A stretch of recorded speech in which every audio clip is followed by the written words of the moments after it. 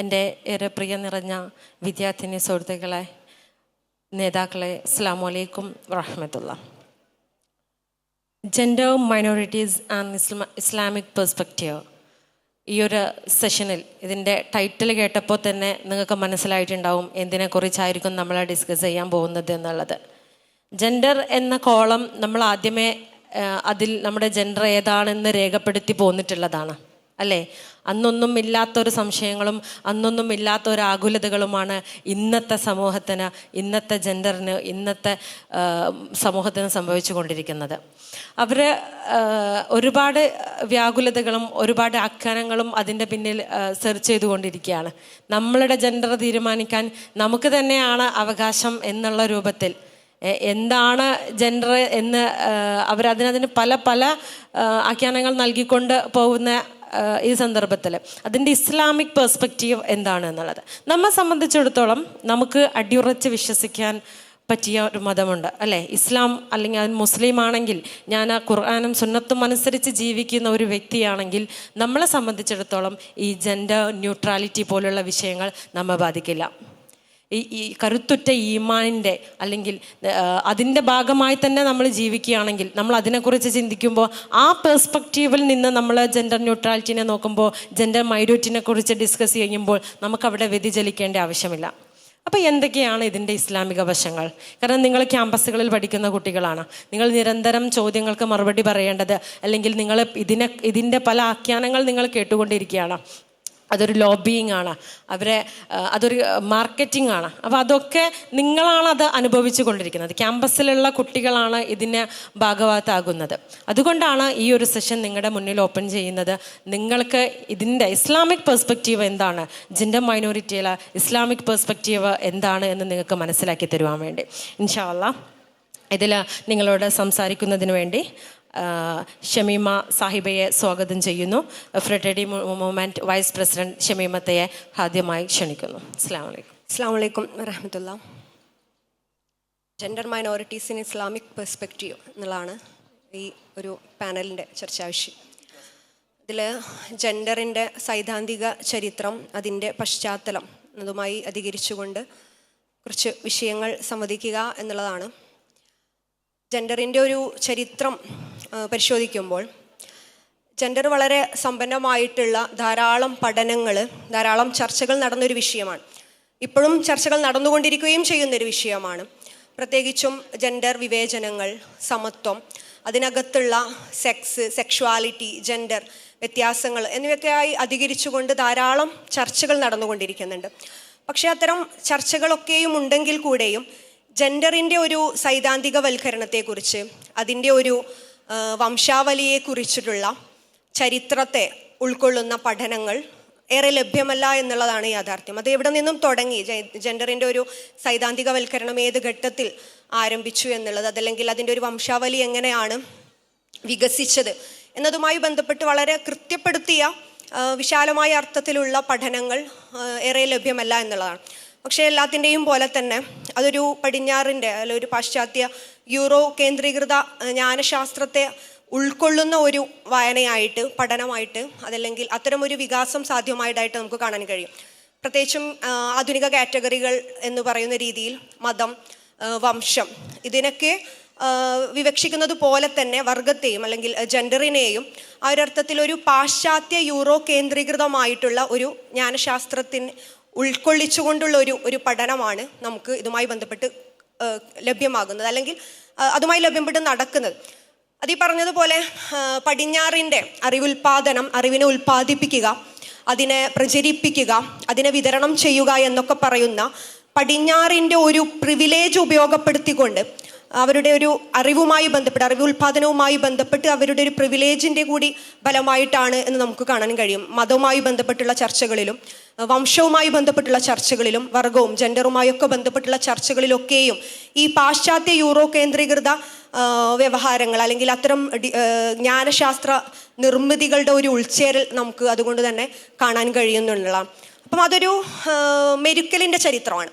ചരിത്രത്തെ, ജെൻഡറുമായി ബന്ധപ്പെട്ട സൈദ്ധാന്തിക ചരിത്രത്തെക്കുറിച്ച് പറയുമ്പോൾ അതൊരു മതവും വംശത്തെയും ഒക്കെ പറയുന്നത് പോലെ തന്നെ അതൊരു മെരുക്കലിൻ്റെ ചരിത്രമാണെന്നുള്ള ഒരു അനേകം മുന്നുപാധികളോട് കൂടിയ അനേകം ഇതേപോലെയുള്ള പലതരത്തിലുള്ള മുൻവിധികളോട് കൂടിയ വളരെ പലപ്പോഴും ടാക്കിൾ ചെയ്യപ്പെട്ട അതല്ലെങ്കിൽ മെറ്റീരിയലായിട്ട് ചരിത്രവൽക്കരിക്കപ്പെട്ട ഒരു ചരിത്രമാണെന്ന് കാണാൻ കഴിയും.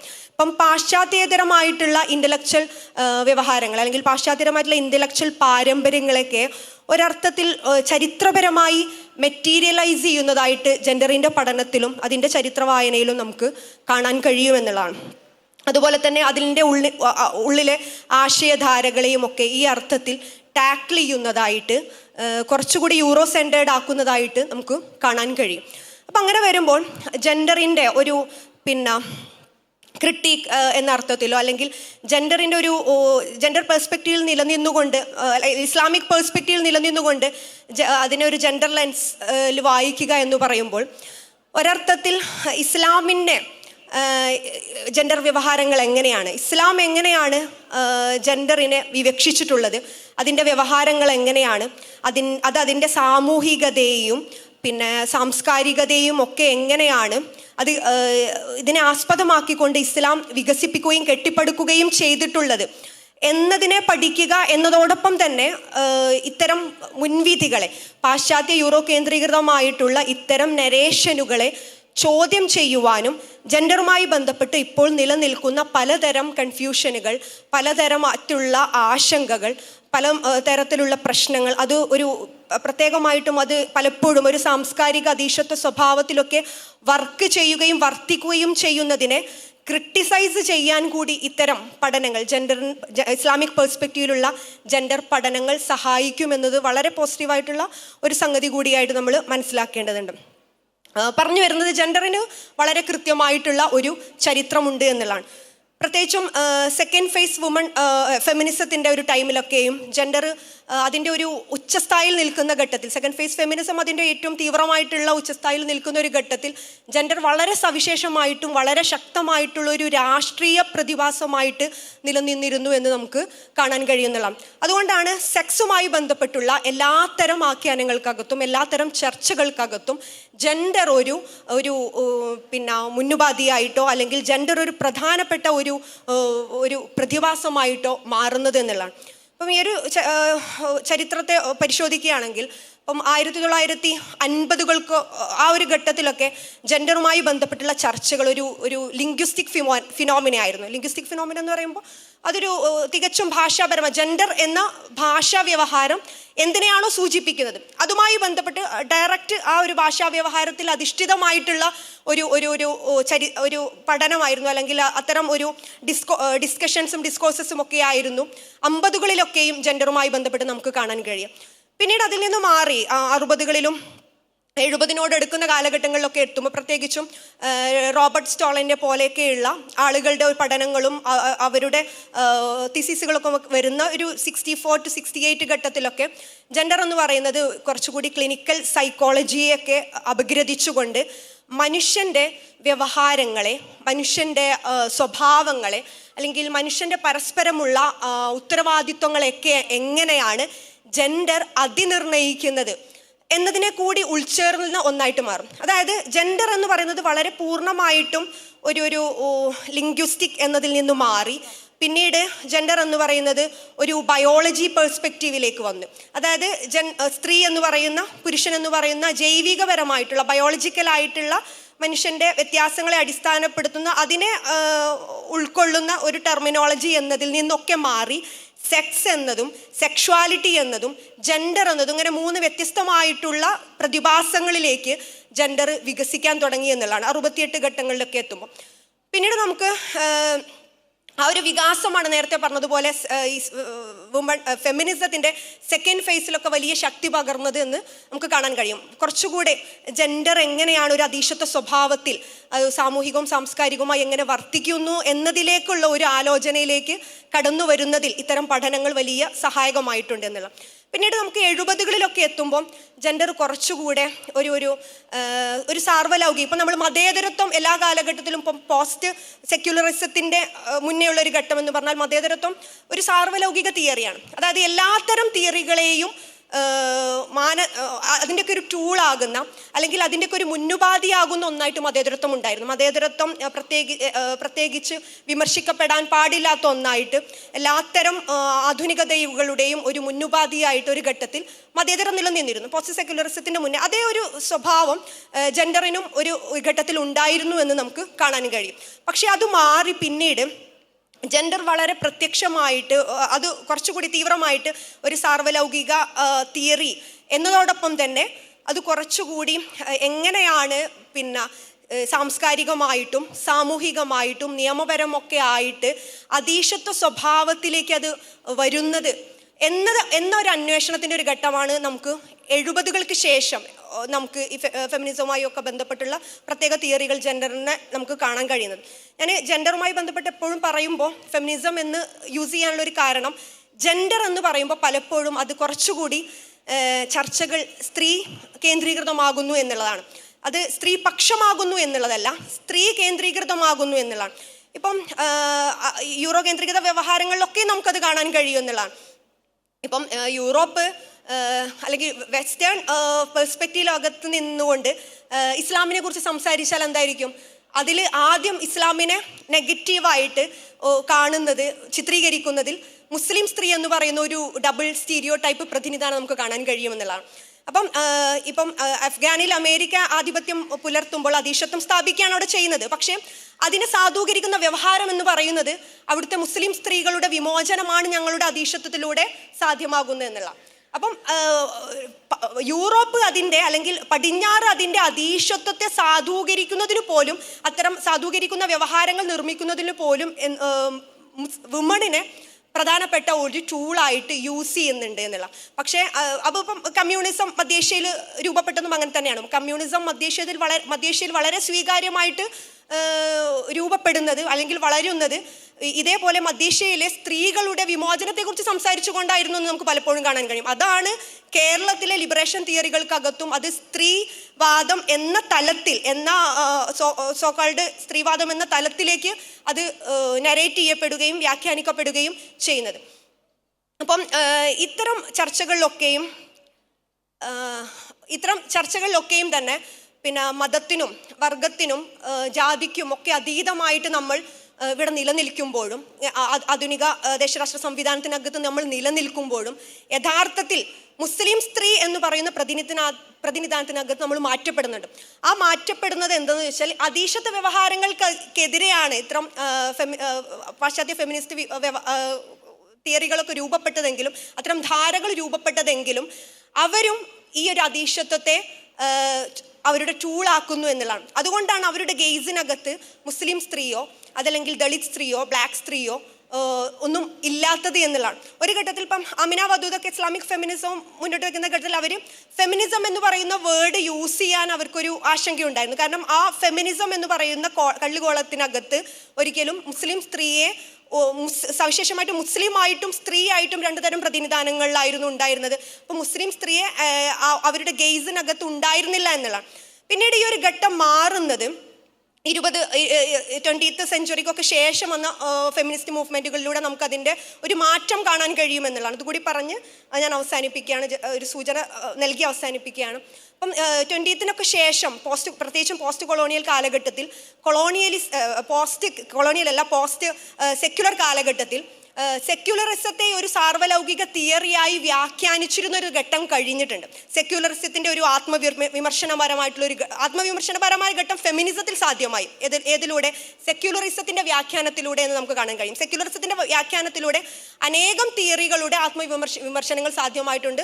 ഫെമിനിസത്തിലും സ്വാഭാവികമായും അത്തരം ആത്മവിമർശനങ്ങൾ സാധ്യമായി എന്നുള്ളതാണ്. അതുകൊണ്ട് തന്നെ ഒരു ഘട്ടത്തിൽ ആഫ്രിക്കൻ സ്ത്രീകൾ, പിന്നെ ക്രിസ്ത്യൻ സ്ത്രീകൾ, മുസ്ലിം ഫെമിനിസ്റ്റുകൾ, ദളിത് കമ്മ്യൂണിറ്റികൾ, മൈനോറിറ്റി കമ്മ്യൂണിറ്റിപ്പെട്ട സ്ത്രീകളൊക്കെ ഒരു ഘട്ടത്തിൽ ഫെമിനിസത്തിലേക്ക് അവരുടെ ഒരു ഗെയ്സ് ഇല്ലാത്ത, ഫെമിനിസത്തിന് അവരോടുള്ള ഒരു ഗെയ്സ് ഇല്ലാത്തതിൻ്റെ പുറത്ത് മാറി നിൽക്കേണ്ടി വന്നൊരു ഘട്ടം മാറി 20th സെഞ്ച്വറിക്കൊക്കെ ശേഷം കുറച്ചുകൂടി ഇത്തരം ഉൾക്കൊള്ളലുകളുടെ ഒരു ഘട്ടത്തിലൂടെ കടന്നു എന്നുള്ളത് ഒരു ഗുണകരമായൊരു സംഗതിയാണ്. എങ്കിലും ഇപ്പോഴും അതൊരു അധീശത്വ സ്വഭാവത്തിൽ വർക്ക് ചെയ്യുന്നു എന്നുള്ളതാണ്. പ്രത്യേകിച്ചും യൂറോപ്പിൻ്റെ ഈ യൂറോ കേന്ദ്രീകൃതമായിട്ടുള്ള വാദങ്ങളൊക്കെ മനസ്സിലാക്കുമ്പോൾ അതിനൊരു അധീശത്വ സ്വഭാവം വർക്ക് ചെയ്യുന്നുണ്ട് എന്നുള്ളത് തന്നെയാണ്.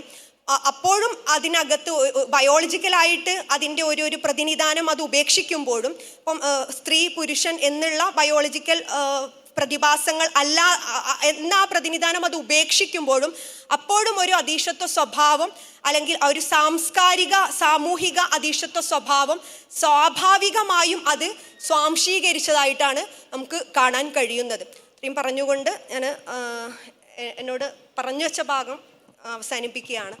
ജെൻഡർ മൈനോറിറ്റിയുടെ സൈദ്ധാന്തിക പശ്ചാത്തലവും അതിൻ്റെ ചരിത്രവും നമുക്ക് ഏകദേശം ബോധ്യമായി കഴിഞ്ഞു. ഈ ജെൻഡർ മൈനോറിറ്റിക്ക് അതിനെക്കുറിച്ച് പറയുകയാണ്, അതിന് ഒരുപാട് വശങ്ങൾ വിശകലനം ചെയ്യാനുണ്ട് എന്ന് ഞാൻ പറഞ്ഞു. ഇൻഷാ അല്ലാഹ് അതിൻ്റെ മറ്റൊരു വശത്തെക്കുറിച്ച് സംസാരിക്കുന്നതിന് വേണ്ടി അലി പി കാസിം സാഹിബിനെ സ്നേഹാദരപൂർവ്വം സ്വാഗതം ചെയ്യുന്നു. അസ്സലാമു അലൈക്കും. ഔസു ബില്ലാ ബിസ്മില്ലാ അൽഹംദുലില്ലാ അസ്സലാത്തു വസ്സലാമു അലാ റസൂലില്ലാ. ഷമീന സാഹിബ് വളരെ സമഗ്രമായ രീതിയിലുള്ള ഒരു ആമുഖം ജെൻഡറുമായി ബന്ധപ്പെട്ട് നമുക്ക് നൽകി. നമ്മൾ ഇന്നത്തെ ടൈറ്റിൽ ജെൻഡർ മൈനോറിറ്റി എന്നുള്ളതാണ്. അപ്പോൾ ഈ ജെൻഡർ മൈനോറിറ്റി എന്ന് പറയുന്ന പദം യഥാർത്ഥത്തിൽ സൂചിപ്പിക്കുന്നത് ഈ ക്യൂർ, അതായത് LGBTQAI+ എന്ന് പറയുന്ന ഈ വ്യത്യസ്തമായ ജെൻഡർ സവിശേഷമായ ജെൻഡർ ഐഡൻറ്റിറ്റികളെയാണ് എന്നാണ് ഞാൻ മനസ്സിലാക്കുന്നത്. എന്നെ സംബന്ധിച്ചിടത്തോളം ഈ ജെൻഡറുമായി ബന്ധപ്പെട്ട ദ ഐഡിയ ഓഫ് ജെൻഡർ എന്ന് പറയുന്ന ഒരു ആശയത്തിൻ്റെ ഒരു അക്കാദമിക വ്യവഹാരങ്ങളിലെ സവിശേഷമായ ചില ഘട്ടങ്ങളെ വളരെ സംക്ഷിപ്തമായി സൂചിപ്പിക്കുക എന്നുള്ളത് മാത്രമാണ് ഞാൻ ആഗ്രഹിക്കുന്നത്. ഞാനിപ്പോൾ കേരള യൂണിവേഴ്സിറ്റിയിലാണ് അതിൻ്റെ സിലബസാണ് പഠിപ്പിച്ചുകൊണ്ടിരിക്കുന്നത്. അപ്പം S1 ഫസ്റ്റ് ഇയർ സ്റ്റുഡൻസിന് പഠിപ്പിക്കുന്ന ഒരു കവിതയുടെ പേര് the woman the boy became എന്നാണ്. അത് പഠിപ്പിക്കുമ്പോൾ സ്വാഭാവികമായും ഈ LGBTQIA+ എന്നൊക്കെ പറയുന്ന ഈ ഐഡൻറ്റിറ്റികളെ കുറിച്ചുള്ള ഒരു സംക്ഷിപ്ത വിവരണം നമ്മൾ കുട്ടികൾക്ക് നൽകണം. ഇതിനെ ഒരു നോർമലൈസ് ചെയ്യുന്ന രീതിയിൽ കുട്ടികൾ പരിചിതമാവുന്ന ഒരവസ്ഥ. നിങ്ങൾ ക്യാമ്പസുകളിൽ വന്നാൽ അത്തരത്തിലുള്ള പോസ്റ്ററുകളും അത്തരത്തിലുള്ള ടോക്കുകളും പരിപാടികളും ഒക്കെ കാണാം. എൻ്റെ ഒരു സുഹൃത്ത് ഇപ്പം ഒരു IIT ഒരു അസിസ്റ്റന്റ് പ്രൊഫസറായിട്ടുള്ള ഒരു സുഹൃത്ത്, അദ്ദേഹം കൗൺസിലറാണ്, ക്യൂർ അഫർമേറ്റീവ് കൗൺസിലറാണ്. ക്യൂർ ആയിട്ടുള്ള ഐഡൻറ്റിറ്റിയെ നിങ്ങൾക്ക് ഒരിക്കലും അതിനെ പ്രശ്നവൽക്കരിക്കാനോ അതിൽ നിന്ന് പിന്തിരിപ്പിക്കാനോ ഒന്നും പാടില്ല. നേരെ മറിച്ച് ക്യൂർ അഫർമേറ്റീവ് കൗൺസിലർ, അങ്ങനെയാണ് ആ കൗൺസിലിംഗ്, ആ ഒരു കൗൺസിലറുടെ പേര്. അതുപോലെ ഇതിൻ്റെ ചുറ്റും ഇത്തരത്തിലുള്ള ഒരു കറൻസി, പ്രത്യേകിച്ച് കോളേജ് ക്യാമ്പസുകളുമായി ബന്ധപ്പെട്ട് ഈ ഒരു ജെൻഡർ ഡിസ്കോഴ്സിൻ്റെ ഒരു so called liberal, quote and unquote. Liberal എന്ന് പറയുമ്പം ഫോർ എക്സാമ്പിൾ നിങ്ങൾ ചില സ്റ്റുഡൻസ് യൂണിയനുകളുടെയൊക്കെ പേര് മഹസ അമീനി സ്റ്റുഡൻസ് യൂണിയൻ എന്നൊക്കെ കേൾക്കാം. തട്ടമഴിക്കാൻ വേണ്ടി സമരം ചെയ്യുന്ന ആൾ. അതേസമയത്ത് മസ്കിൻ, നമ്മൾ കർണാടകയിൽ തട്ടം ധരിക്കാൻ വേണ്ടി സമരം ചെയ്യുന്ന ആളുടെ പേരിൽ നിങ്ങൾ സ്റ്റുഡൻസ് യൂണിയൻ കാണില്ല. അപ്പം ലിബറൽ എന്ന് പറയുമ്പം ഈ കോട്ട് ആൻഡ് അൺകോട്ടാണ്, അതായത് ലോഡഡ് ആയിട്ടുള്ള ഒരു ടേമാണ്, വളരെ നിരപേക്ഷമായ ഒരു ടേമല്ല ലിബറൽ എന്ന് പറയുന്ന ടേം. അപ്പം എനിവേ ഇത്തരത്തിലുള്ള ഒരു കറൻസിയുടെ ഒരു ലാർജർ പൊളിറ്റിക്കൽ അജണ്ട എന്നതിനെ കുറിച്ച് TM സംസാരിക്കും.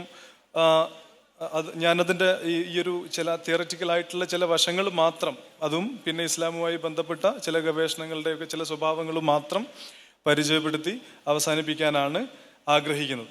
അപ്പം ഇതിൻ്റെ ഒരു ലാർജർ കോണ്ടെക്സ്റ്റ് എന്ന് പറയുന്നത്, അല്ലെങ്കിൽ ഈ ഒരു ബോഡി പൊളിറ്റിക്സിൻ്റെ ഒരു ലാർജർ കോണ്ടെക്സ്റ്റിൻ്റെ ഒരു സിവിലൈസേഷനിലായിട്ടുള്ള ഒരു സംഘർഷങ്ങൾ, ഒരു വെസ്റ്റേൺ സിവിലൈസേഷൻ, അതുപോലെ തന്നെ അല്ലെങ്കിൽ ഗ്ലോബൽ സൗത്ത് എന്ന് പറയുന്ന മറ്റൊരു സിവിലൈസേഷൻ, ഒരു നാഗരികമായ ചില ഇത് തമ്മിലുള്ള ഒരു സംഘർഷങ്ങളെ കൂടി ഒരു പശ്ചാത്തലത്തിൽ വേണം നമുക്കിത് മനസ്സിലാക്കാൻ. ഒരു ഭാഗത്ത് നമുക്ക് my body, my right, my choice എന്നൊക്കെ പറയുന്ന ബോഡിയുമായി ബന്ധപ്പെട്ട് അതിൻ്റെ ഓണർഷിപ്പ് ആർക്കാണ്.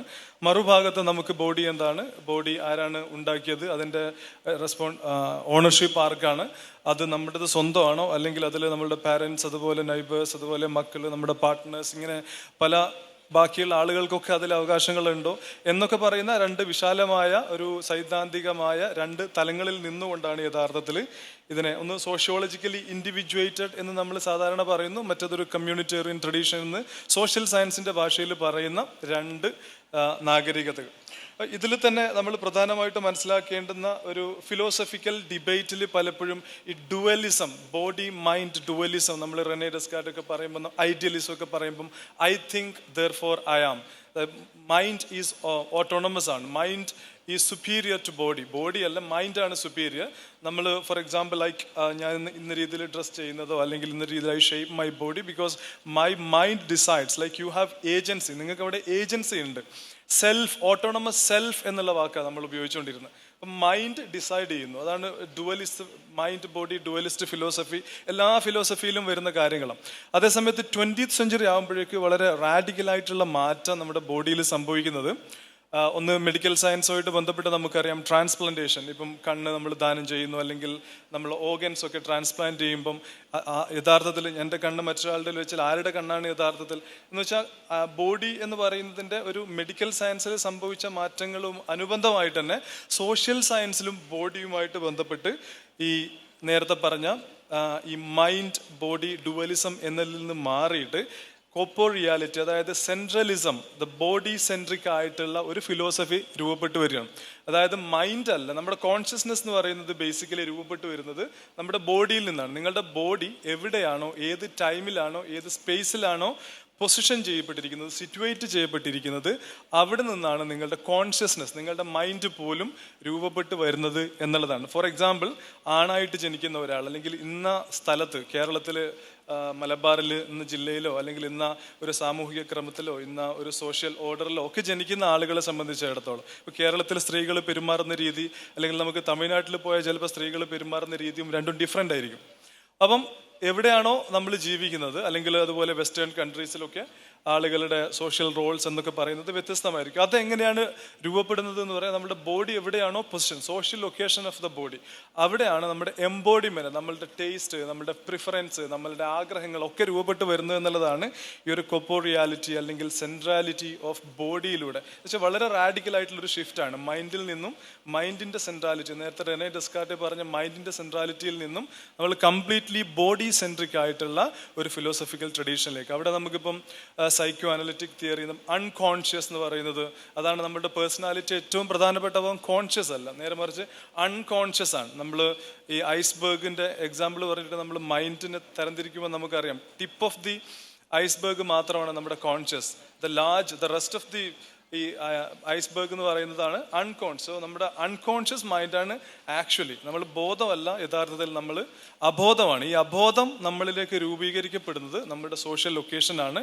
നമ്മളുടെ ബോഡി സെൻട്രിക് ആയിട്ടുള്ള ഒരു വ്യവഹാരങ്ങളിലൂടെയാണ് എന്നുള്ളതാണ് യഥാർത്ഥത്തിൽ ഇവിടെ നമ്മൾ വളരെ പ്രധാനമായിട്ടും മനസ്സിലാക്കേണ്ടുന്ന ഒരു ബോഡി സെൻട്രിക് അപ്രോച്ചിൽ നമ്മൾ മനസ്സിലാക്കേണ്ടുന്ന ഒരു കാര്യം. നേരത്തെ നമ്മൾ സെൽഫ് എന്നുള്ള വാക്കാണ് നമ്മൾ ഉപയോഗിച്ചിരുന്നെങ്കിൽ ഇപ്പം നമ്മൾ ഉപയോഗിക്കുന്നത് സബ്ജക്റ്റ് എന്നുള്ള വാക്കാണ്. സെൽഫ് എന്നുള്ള വാക്ക് നമ്മളിപ്പോൾ ഉപയോഗിക്കുന്നില്ല, നേരെ മറിച്ച് സബ്ജക്റ്റ് ആണ്. സബ്ജക്റ്റ് എന്ന് പറഞ്ഞാൽ കിങ് ആൻഡ് സബ്ജക്ട്സ്, പ്രജകൾ, അല്ലെങ്കിൽ ഹീ സബ്ജക്റ്റ് ടു ഇൻട്രോഗേഷൻ എന്നൊക്കെ പറഞ്ഞാൽ നമ്മൾ ഒരു പാസീവായിട്ട് നമ്മൾ സബ്ജക്റ്റ് ചെയ്യപ്പെടുകയാണ്. അതായത് നമുക്ക് അവിടെ ഒന്നും ചെയ്യാനില്ല, ഇൻസ്റ്റഡ് ലൈക്ക് വി പാസീവ്ലി എന്ത് ചെയ്യാണ്, ഇൻഗ്രെയിൻ ചെയ്യാണ്, ഇൻഡോക്ട്രിനേറ്റ് ചെയ്യപ്പെടുകയാണ്.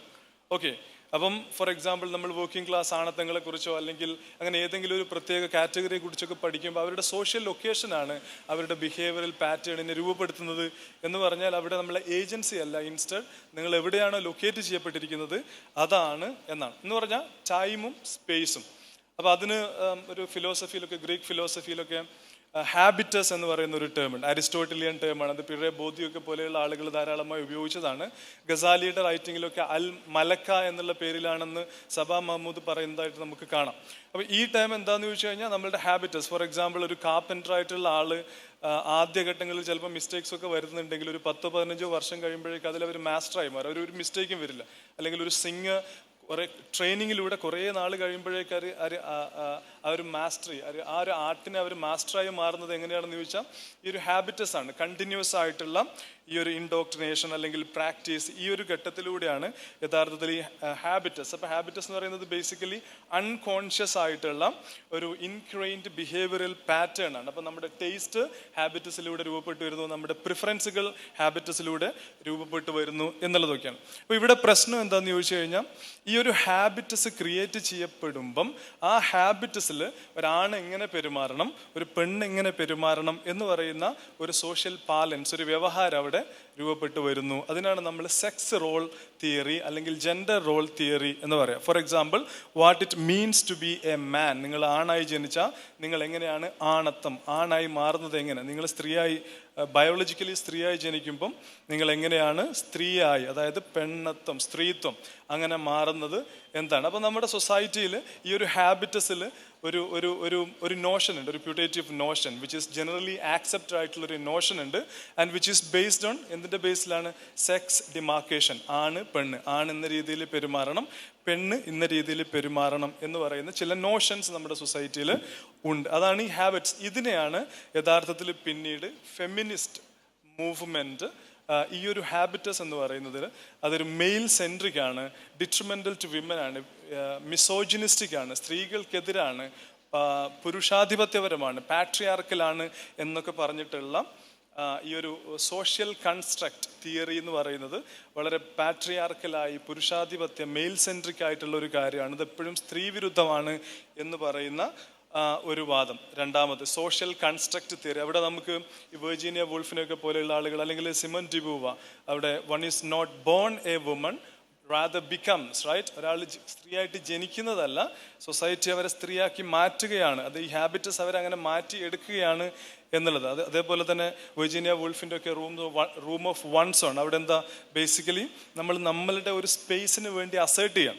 അപ്പോൾ ഫെമിനിസ്റ്റ് മൂവ്മെൻറ്റ് എന്ന് പറയുന്നത് ഈ ഒരു സോഷ്യൽ റോൾ തിയറി അല്ലെങ്കിൽ ജെൻഡർ റോൾ തിയറിയിലുള്ള സ്ത്രീ വിരുദ്ധതയെ അല്ലെങ്കിൽ പുരുഷാധിപത്യത്തെ ക്രിട്ടിസൈസ് ചെയ്യുക എന്നുള്ള രീതിയിലാണ് നമ്മൾ ഈ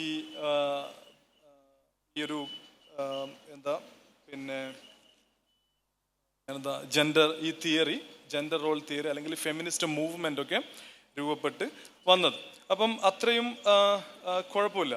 അതുവരെ നമ്മൾ ഈ ഒരു സെക്സ് ജെൻഡർ ഡിവൈഡ് അവിടെ ഉണ്ട്. അതായത് സെക്സ് ഒന്ന് വേറെ, ജെൻഡർ വേറെ, സോഷ്യൽ കൺസ്ട്രക്റ്റ് ആണ്, മറ്റത് ബയോളജിക്കലാണ് എന്നൊക്കെ പറയുന്നത് സോ ഫാർ സോ ഗുഡ് അല്ലേ. ചിലപ്പോൾ നമ്മുടെ ഫാമിലിയിലും നമ്മുടെ സൊസൈറ്റിയിലും പല ഇൻസ്റ്റിറ്റ്യൂഷണലൈസ് ചെയ്യപ്പെടുമ്പോൾ പല രീതിയിലുള്ള ഇത്തരത്തിലുള്ള ഡിസ്ക്രിപ്പൻസീസ് അല്ലെങ്കിൽ ഡിഫറൻഷിയേഷൻസോ അല്ലെങ്കിൽ അനീതികളും ഒക്കെ തന്നെ നമുക്ക് കാണാൻ സാധിക്കും.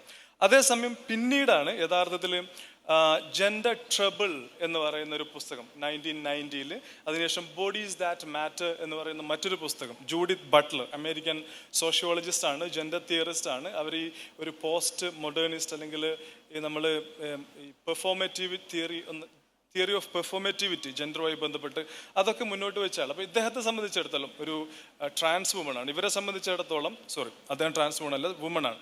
അവരെ സംബന്ധിച്ചിടത്തോളം ഈ സെക്സ് ജെൻഡർ ഡിവൈഡ്, നേരത്തെ ഫെമിനിസ്റ്റുകൾ ക്രിട്ടിസൈസ് ചെയ്ത, നിരൂപണം ചെയ്ത സെക്സ് ജെൻഡർ ഡിവൈഡ്, ബയോളജിക്കലി ഒന്ന് മറ്റേത് സോഷ്യൽ കൺസ്ട്രക്ട് ജെൻഡർ എന്ന് പറയുന്നതിനെ തന്നെ പ്രശ്നവൽക്കരിച്ചുകൊണ്ട് the moment you differentiate between male and female, അത് തുടങ്ങുമ്പോൾ തന്നെ എന്താ പ്രശ്നം?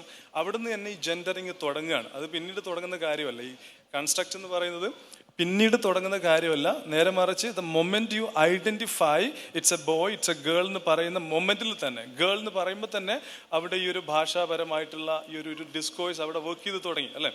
അപ്പം അതുകൊണ്ട് എന്താ പ്രശ്നം എന്ന് ചോദിച്ചു കഴിഞ്ഞാൽ ബേസിക്കലി ഈ ഒരു ഫെമിനിസ്റ്റ് ഡിസ്കോഴ്സ് എഗെയിൻസ്റ്റ് പാട്രിയാർക്കിക്കെതിരെയുള്ള ഈ ഒരു ഫെമിനിസ്റ്റ് ഡിസ്കോഴ്സ് എന്താ ചെയ്യുന്നതെന്ന് ചോദിച്ചു കഴിഞ്ഞാൽ ബട്ട്ലർ പറയുന്നത് ഈ ഒരു വുമൺ, ഈ ജെൻഡർ ട്രബിളിൻ്റെ ആമുഖത്തിൽ വളരെ കൃത്യമായിട്ട് ഈ വുമൺ എന്ന് പറയുന്ന ഒരു കാറ്റഗറി, ഒരു പക്ഷേ ഫെമിനിസ്റ്റുകൾ വിമൻ ലിബറേഷന് വേണ്ടിയിട്ടാണ് അത് പറയുന്നതെങ്കിൽ പോലും ആ ഒരു വിമൻ എന്ന് പറയുന്ന കാറ്റഗറിയെ അംഗീകരിച്ചാൽ എവിടെയാണ് ഏറ്റവും നമ്മൾ പ്രോബ്ലമാറ്റിക് ആയിട്ട് കാണുന്ന ഒരു കാറ്റഗറി രൂപപ്പെട്ടു വരുന്നത്. വിമൻ എന്ന് പറയുന്ന കാറ്റഗറി നമ്മൾ അംഗീകരിച്ചാൽ അവിടെ നമ്മൾ എന്താ ചെയ്യുന്നതെന്ന് ചോദിച്ചാൽ ഹെട്രോസെക്ഷൽ ആയിട്ടുള്ള ഒരു മാട്രിക്സിനെ നമ്മൾ അവിടെ സ്റ്റെബിലൈസ് ചെയ്യണം, അതിനെ അസേർട്ട് ചെയ്യണം. ഹെട്രോസെക്ഷൽ ആൺ പെൺ എന്ന് പറയുന്ന വളരെ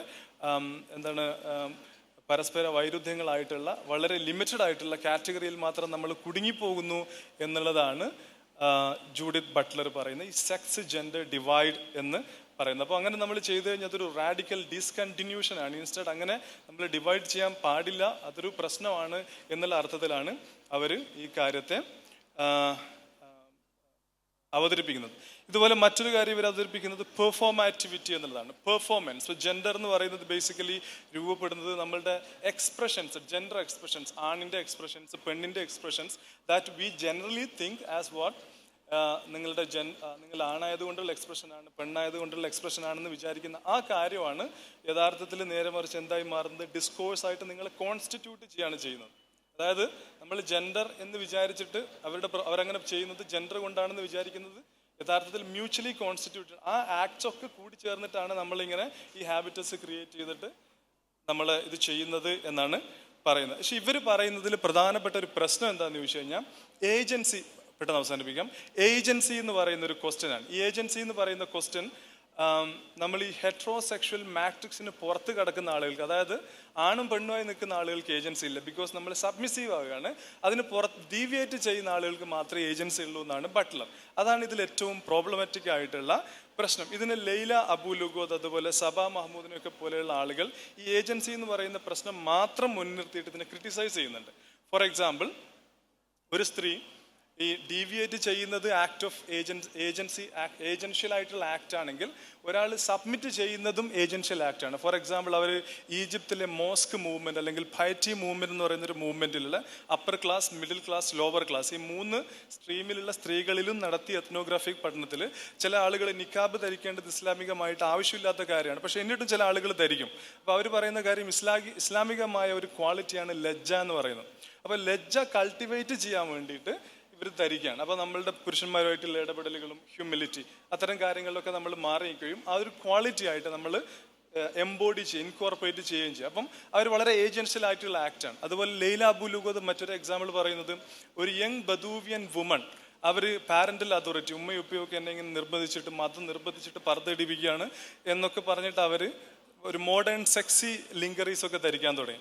അപ്പം എന്താ ചെയ്യുന്നത്, ലൈല അബു ലുഗോദ് പറയുന്നത് അത് മറ്റൊരു സ്ട്രക്ചറാണ്. അതായത് ക്യാപിറ്റലിസ്റ്റ് കൺസ്യൂമറിസ്റ്റ് ഡിസയർ രൂപപ്പെടുത്തിയിരിക്കുന്ന മറ്റൊരു സ്ട്രക്ചറാണ്. ഒബ്ജക്ടിഫിക്കേഷൻ ഓഫ് ബോഡി, എൻ്റെ ബോഡി ഇങ്ങനെയായിരിക്കണം, ഇന്ന സൈസ് ആയിരിക്കണം, ഇന്ന കോംപ്ലക്ഷൻ ആയിരിക്കണം, ഇന്ന ഡ്രസ്സായിരിക്കണം, അട്രാക്റ്റീവ് ആയിരിക്കണം എന്നൊക്കെ പറയുന്ന മറ്റൊരു സ്ട്രക്ചറിലേക്ക് സബ്മിറ്റ് ചെയ്യാണ്.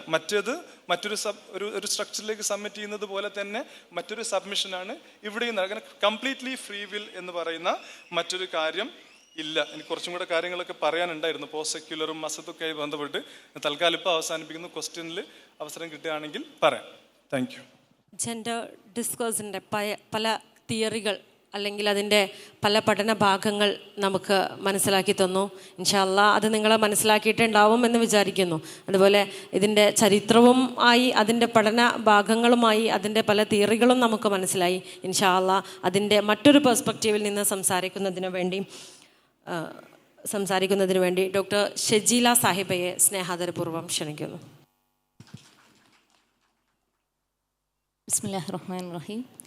അസ്സലാമു അലൈക്കും വറഹ്മത്തുള്ളാഹി വബറകാതുഹു.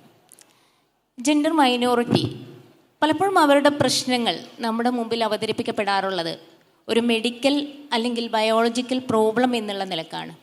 അതുകൊണ്ട് തന്നെ ഈ ഒരു ഗ്രൂപ്പ് എന്താണ് അവരുടെ മെഡിക്കൽ അല്ലെങ്കിൽ ബയോളജിക്കൽ പ്രശ്നങ്ങൾ, പ്രയാസങ്ങൾ എന്നുള്ളതിനെക്കുറിച്ചുള്ള കുറച്ച് ഇൻസൈറ്റ്സ് പങ്കുവെക്കുക എന്നുള്ളതാണ് എൻ്റെ സെഷനിൽ ഉദ്ദേശിക്കുന്നത്.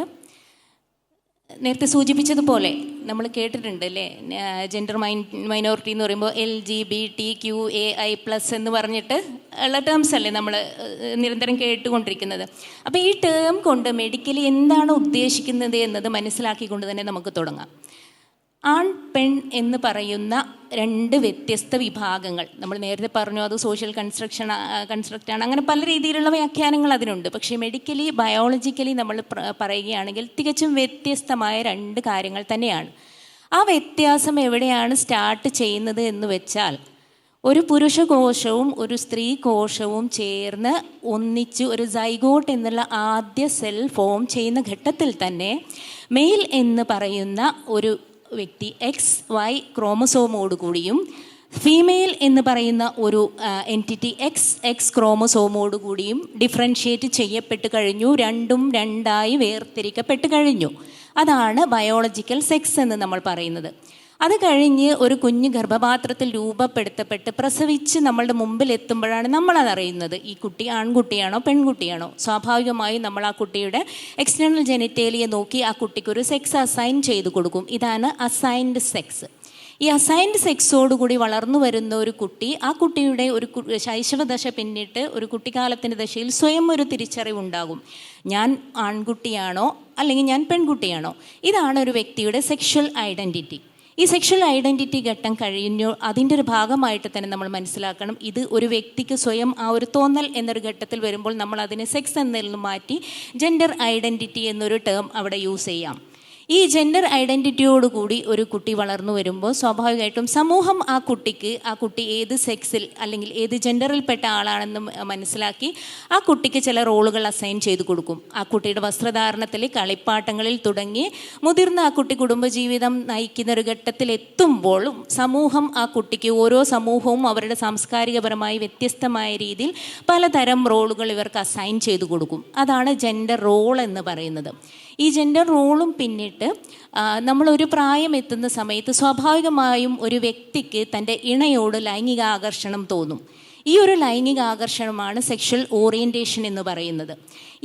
ഈ ടേംസ് മനസ്സിലാക്കിയതിന് ശേഷം നമ്മൾ LGBTQ വീണ്ടും വരികയാണെങ്കിൽ ഈ ലൈംഗിക ന്യൂനപക്ഷങ്ങളെ ഓരോരുത്തരെയും നമുക്ക് പരിചയപ്പെടാം.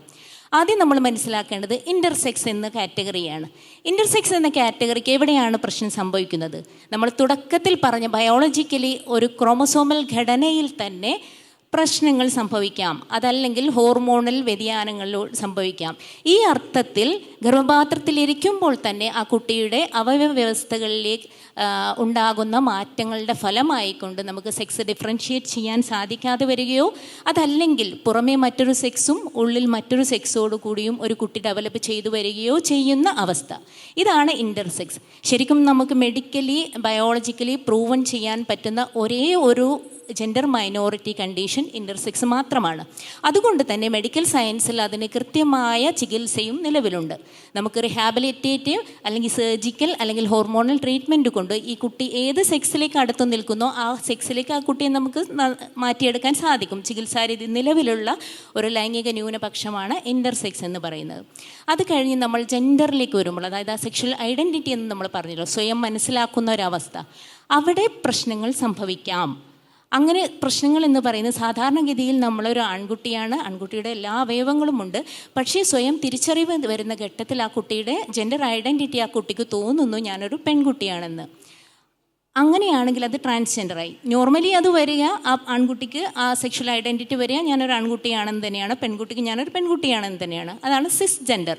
ബഹുഭൂരിപക്ഷം കേസുകളിലും അതങ്ങനെ തന്നെയാണ് സംഭവിക്കാറുള്ളത്.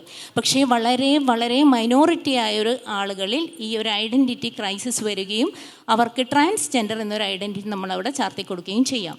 സ്വാഭാവികമായിട്ടും അവരുടെ ശരീരത്തിൽ യാതൊരു പ്രശ്നങ്ങളുമില്ല, പക്ഷേ മനസ്സിൽ ഇങ്ങനൊരു വിഷയം ഉള്ളത് കൊണ്ട് തന്നെ അവർ പുറമേക്ക് അവരുടെ ജെൻഡർ എക്സ്പ്രസ് ചെയ്യുമ്പോൾ ജെൻഡർ എക്സ്പ്രഷൻ്റെ ഭാഗമായി അവർ നിൽക്കുന്ന സെക്സിൽ നിന്നും മാറി മറ്റൊരു എക്സ്പ്രഷൻ സ്വീകരിക്കും.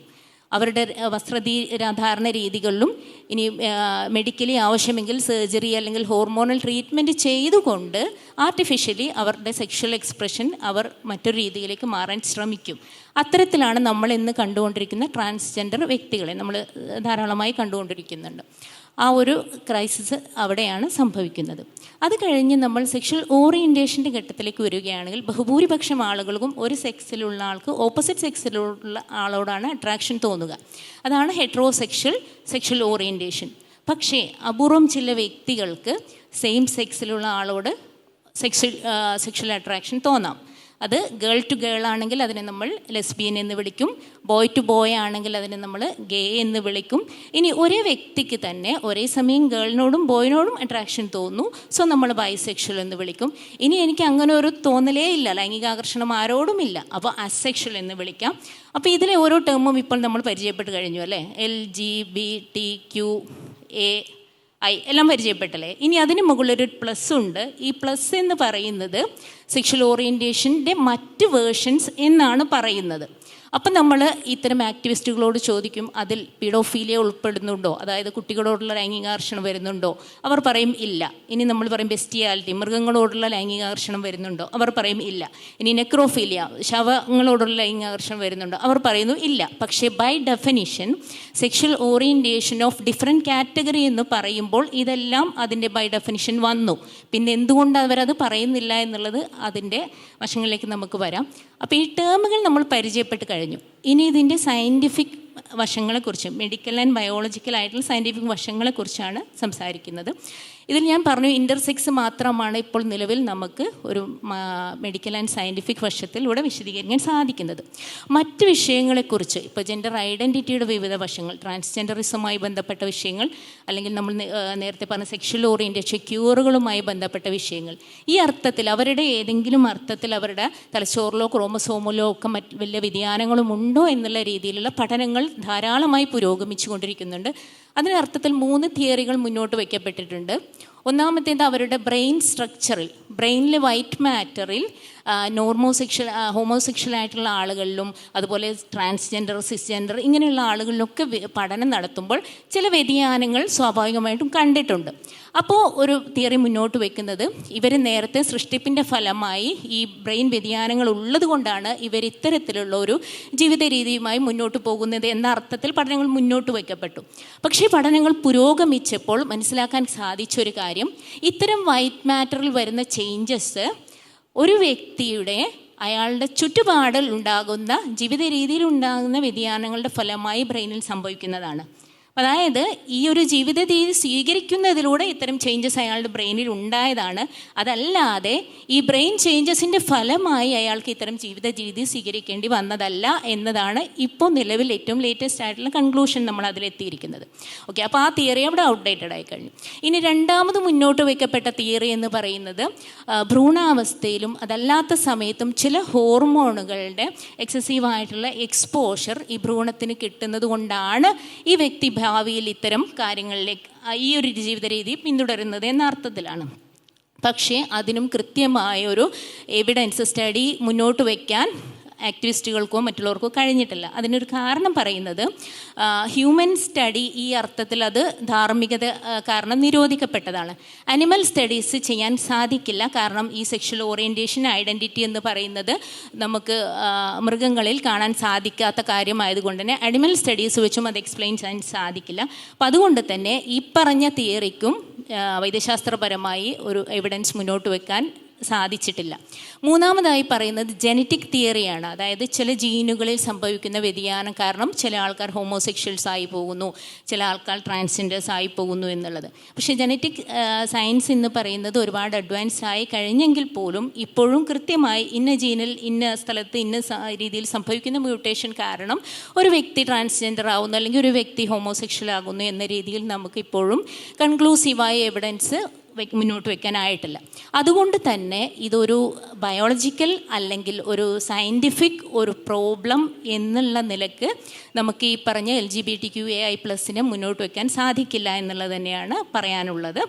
പിന്നെ ഇതെങ്ങനെ എന്നുള്ളത് പറയുകയാണെങ്കിൽ അവിടെയാണ് നമ്മൾ മനസ്സിലാക്കേണ്ടത്. ഇത് നേരത്തെ പറഞ്ഞ പോലെ ജീവശാസ്ത്രപരം എന്നതിനേക്കാൾ സോഷ്യോ പൊളിറ്റിക്കൽ, സൈക്കോളജിക്കൽ ആ രീതിയിലുള്ള ഒരു മൂവ്മെൻറ്റിൻ്റെ ഭാഗമായി മുന്നോട്ട് വയ്ക്കപ്പെട്ടിട്ടുള്ള കാര്യങ്ങളാണ് എന്നുള്ളത്.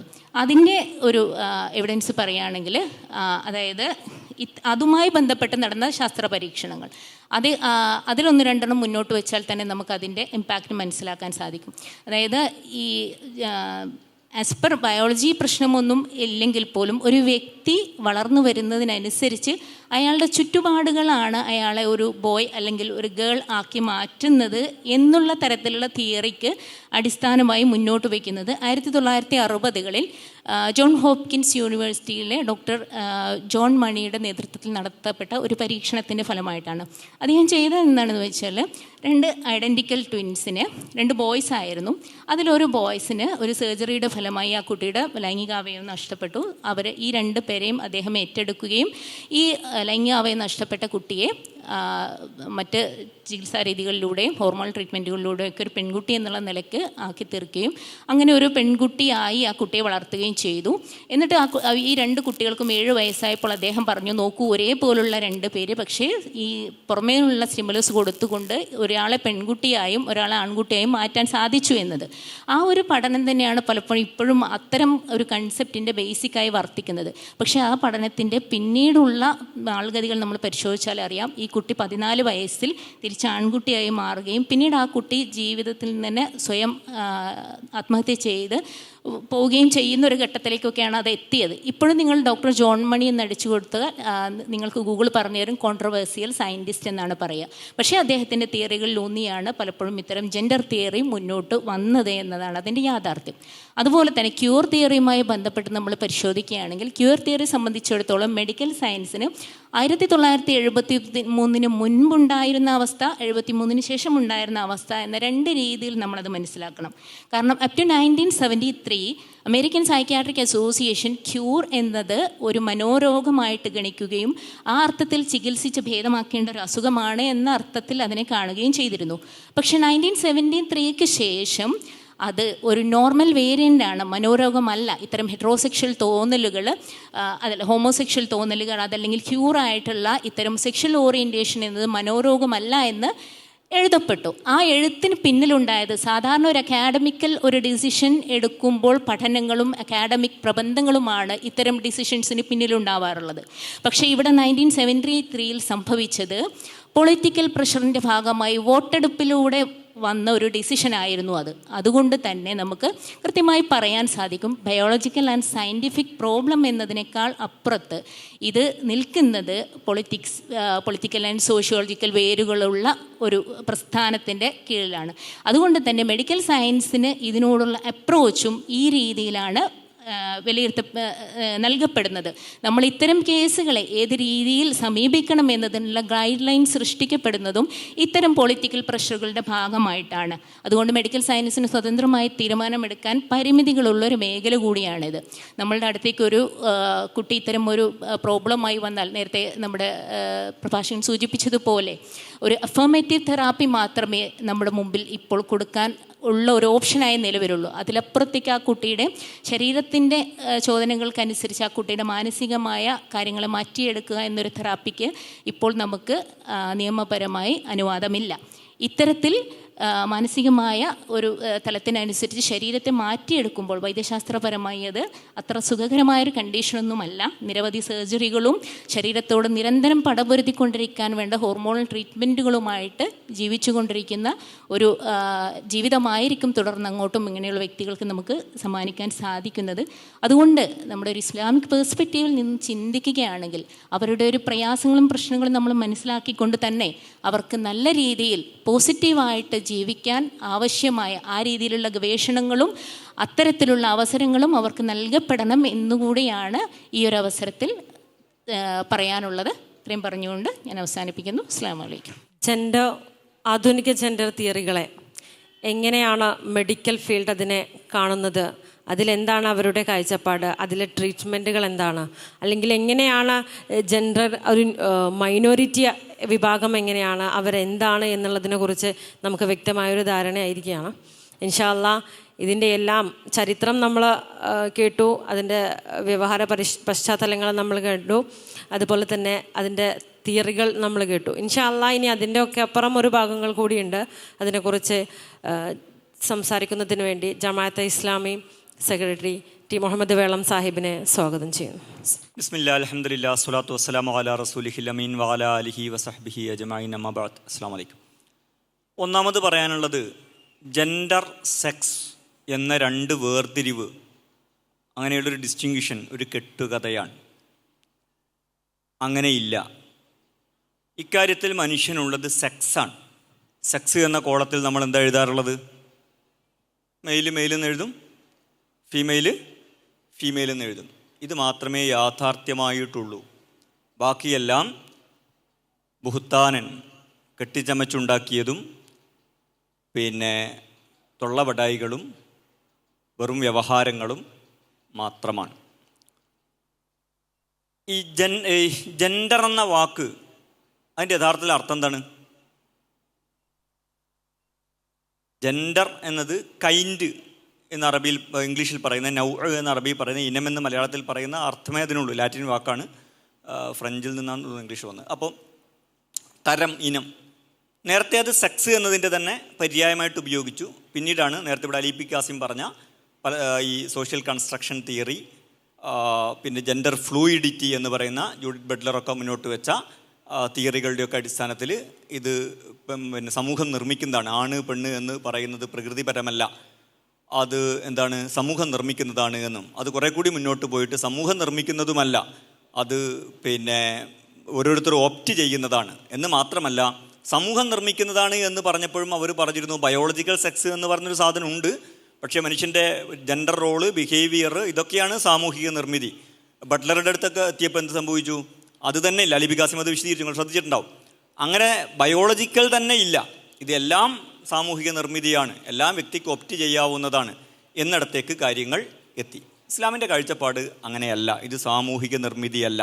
ജെൻഡർ റോളുകളിലും കാര്യങ്ങളിലൊക്കെ സാമൂഹിക നിർമ്മിതി ഉണ്ടാകാം, പക്ഷേ ഈ സെക്സ്, ജെൻഡർ എന്ന് പറയുന്ന ഈ അടിസ്ഥാന കാര്യം തന്നെ സാമൂഹിക നിർമ്മിതിയാണ് എന്ന് പറയുന്നത് തെറ്റാണ്.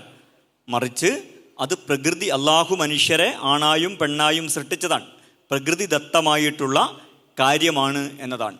പിന്നെ മനുഷ്യൻ അടിസ്ഥാനപരമായി ആണോ പെണ്ണോ മാത്രമാണ്. പിന്നെ അതിലാകെയുള്ളതൊരു ഡോക്ടർ വിശദീകരിച്ചു, ഇൻ്റർസെക്സ് ആണ്. ആ ഇൻ്റർസെക്സ് പോലും ആണോ പെണ്ണോ ആയിരിക്കും, അതിലേതോ ഒന്നിനോട് ചേർന്ന് നിൽക്കുന്നത് ആയിരിക്കും. അത് കണ്ടുപിടിക്കാൻ പ്രയാസമുള്ള ഇൻ്റർസെക്സ് എന്ന് പറയുന്നത് തന്നെ വളരെ കുറഞ്ഞൊരു വിഭാഗമാണ്. അതിൽ കണ്ടുപിടിക്കാൻ കഴിയാത്ത വളരെ അപൂർവമായിട്ട് മനുഷ്യരെ ഉണ്ടാവുകയുള്ളൂ. മനുഷ്യൻ അടിസ്ഥാനപരമായി, അല്ലെങ്കിൽ മനുഷ്യർ ആണോ പെണ്ണോ മാത്രമാണ്. അതിൻ്റെ വേരിയേഷൻസ്, ചെറിയ ചെറിയ വേരിയേഷൻസ് ഉണ്ടാകാം എന്നല്ലാതെ മനുഷ്യനൊരു മൂന്നാം ലിംഗമുണ്ട് എന്നത് ശരിയല്ല. മറ്റൊന്ന്, മനുഷ്യൻ്റെ സെക്ഷൽ ഓറിയൻറ്റേഷൻ എന്ന് പറയുന്നത് ഓപ്പോസിറ്റ് സെക്സിനോടാണ്. അതല്ലാത്ത ഓറിയൻറ്റേഷൻ എന്ന് പറയുന്ന, ഓറിയൻറ്റേഷനിൽ അങ്ങനെയുള്ള ആഗ്രഹങ്ങൾ എന്ന് പറയുന്നത് തെറ്റായ കാര്യങ്ങളാണ്. നമ്മൾ വളരെ സയൻറ്റിഫിക്കായിട്ട് ആലോചിച്ചാൽ തന്നെ, പരിണാമ സിദ്ധാന്തമാണല്ലോ എത്തീസ്റ്റ്, പൊതുവെ സെക്കുലർ എത്തീസ്റ്റ് മേഖലയിൽ ശാസ്ത്രത്തിൻ്റെ ഒരു വലിയ റെഫറൻസ്. പരിണാമപ്രകാരം മനുഷ്യൻ്റെ എല്ലാ വികാരങ്ങളും, മനുഷ്യൻ്റെ അല്ല, എല്ലാ ജീവികളുടെ എല്ലാ വികാരങ്ങളും അതുണ്ടാവുന്നത്, അത് മനുഷ്യനത് സ്വീകരിക്കുന്നത് അല്ലെങ്കിൽ അത് സെലക്ട് ചെയ്യപ്പെടുന്നത് ഈ സ്പീഷീസിൻ്റെ സർവൈവലിന് വേണ്ടിയാണ്.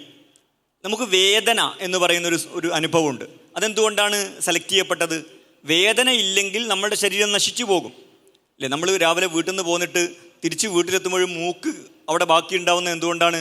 മൂക്ക് ബസ്സിൽ പോയിട്ട് ഇടിക്കുമ്പോൾ വേദന അനുഭവപ്പെടുന്നുണ്ട്. അങ്ങനെ ഇടിക്കുമ്പോൾ വേദന അനുഭവപ്പെടുന്നില്ലേ, കുറേ ഇടിച്ചിട്ട് മൂക്കെന്തായി പോയി പോവും.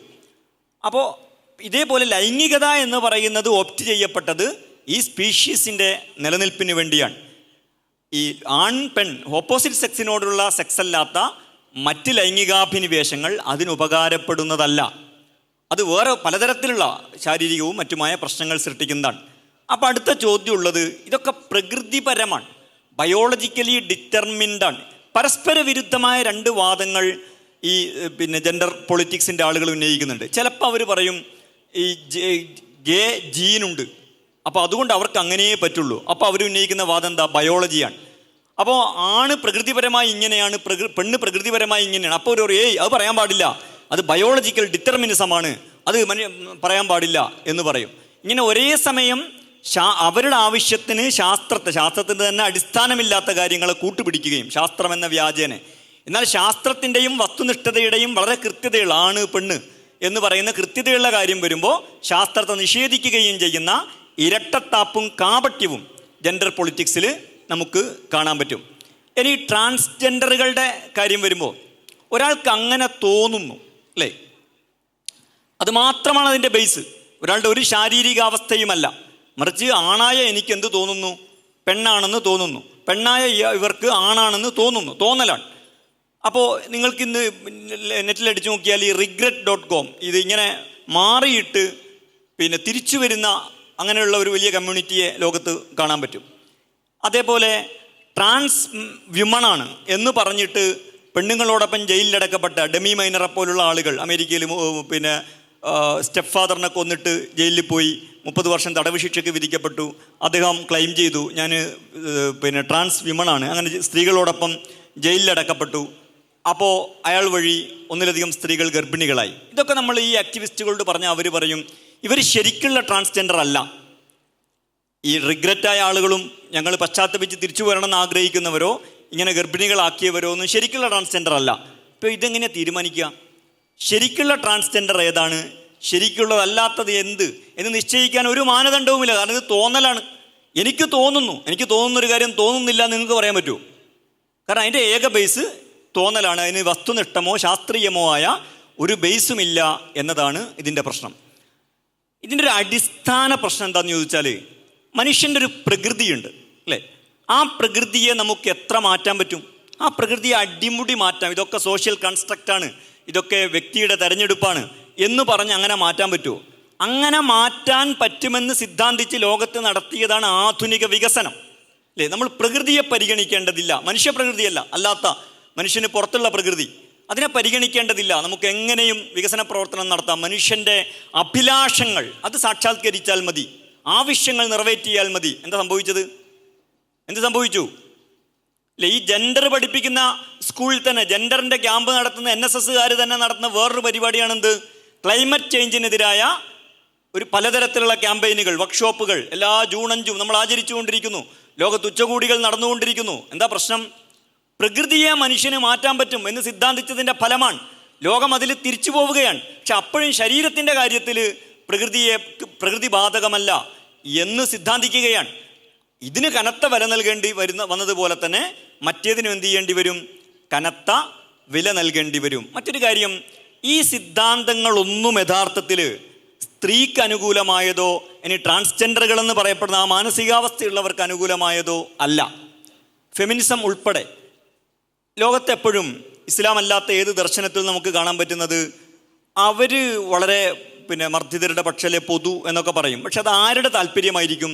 സമൂഹത്തിലെ വരേണ്യ വിഭാഗത്തിൻ്റെ താല്പര്യമായിരിക്കും. ഫെമിനിസം വെച്ചുകൊണ്ട് തന്നെ ഞാൻ ഉദാഹരണം പറയാം. ഇപ്പോൾ സ്ത്രീകൾ മോഡസ്റ്റിയായിട്ട് വസ്ത്രം ധരിക്കേണ്ടതില്ല, സ്ത്രീകൾ വളരെ ബോഡി ഓപ്പണായിട്ട് വസ്ത്രം ധരിച്ചാൽ മതി. ഇത് സ്ത്രീയുടെ ആവശ്യമാണോ പുരുഷൻ്റെ ആവശ്യമാണോ? ആരുടെ ആവശ്യമാണ്? പുരുഷൻ്റെ ആവശ്യമാണ് അല്ലേ? സ്ത്രീക്കും പുരുഷനൊന്നും കുടുംബജീവിതം ആവശ്യമില്ല, സെക്സ് ചെയ്യാൻ കൺസെൻറ്റ് മതി. ഇത് സ്ത്രീയുടെ ആവശ്യമാണോ പുരുഷൻ്റെ ആവശ്യമാണോ? സ്ത്രീ സ്വാതന്ത്ര്യമാണ് പേര്, പക്ഷേ ഇതിൻ്റെ എല്ലാ ഫലവും അനുഭവിക്കേണ്ടി വരുന്നത് ആരാണ്? ലോകത്ത് സിംഗിൾ പാരൻറ്റിംഗ് ഉണ്ട്. അമേരിക്കയിലെ സിംഗിൾ പാരൻറ്റിങ്ങിനെ കുറിച്ചുള്ള കണക്ക് 8-7 സ്ത്രീകളാണ്, പുരുഷനല്ല. ഇതിൻ്റെ എല്ലാം സൗകര്യമാർക്കാണ്? ഇനി നിങ്ങൾ ജെൻഡർ ഈ ജൂഡിത്ത് ബട്ട്ലറുടെയൊക്കെ തിയറിയുടെ ഫലം ജെൻഡർ ഫ്ലൂയിഡിറ്റിയാണ് അല്ലേ? ആണ് പെണ്ണ് എന്നത് തന്നെ ഇല്ല. നിങ്ങൾ അതിൻ്റെ ഒരു തമാശ ആലോചിച്ച് നോക്കിയേ. അപ്പോൾ ഇപ്പോൾ ഒരു സ്പോർട്സ് മത്സരം നടക്കുകയാണ്, ജെൻഡർ ന്യൂട്രലാണ് മത്സരം അല്ലേ? ആണിനും പെണ്ണിനും മത്സരിക്കാം, ആരാണോ ജയിക്കുക അവർക്ക് ജയിക്കാം എല്ലാ കാര്യത്തിലും. ഇങ്ങനെ ആയിരുന്നു ലോകം. ഫെമിനിസം ആരംഭിക്കുന്നതിന് മുമ്പ് ലോകം എങ്ങനെയായിരുന്നു? സ്ത്രീയെ സവിശേഷമായി പരിഗണിക്കാത്ത, അവിടെ പുരുഷന് മാത്രം ആധിപത്യമുള്ള, പുരുഷൻ്റെ അളവുകോല് വെച്ച് ഉണ്ടാക്കിയ ലോകം. അതിനോട് പ്രൊട്ടസ്റ്റ് ചെയ്തിട്ടാണ് ആരുണ്ടായത്? ഫെമിനിസം ഉണ്ടായത്. അങ്ങനെ ഫെമിനിസം 1ാം വേവ് 2ാം വേവ്, ജെൻഡർ സാമൂഹിക നിർമ്മിതിയാണ്, ജെൻഡർ ജൂഡിത്ത് ബട്ട്ലറുടെ തിയറി എത്തുന്നു, അത് ഓരോരുത്തർക്കും തിരഞ്ഞെടുക്കുന്നതാണ്, ഫ്ലൂയിഡാണ് എന്നൊക്കെ പറഞ്ഞിട്ട് ഇപ്പം എവിടെ എത്തി? ആണ് പെണ്ണ് വ്യത്യാസമില്ല. അങ്ങനത്തെ ഉള്ളൊരു ലോകത്ത് എന്താ സംഭവിക്കുക?